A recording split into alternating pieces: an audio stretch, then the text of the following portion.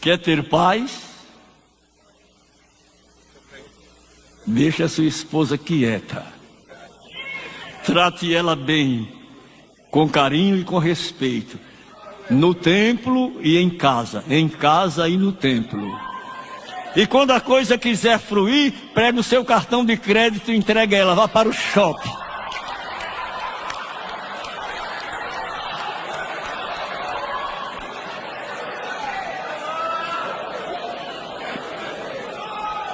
Essa receita é muito válida para as irmãs, mas não é muito válido para os irmãos, não. Mas eu quero dizer que Deus trabalha da maneira que Ele quer.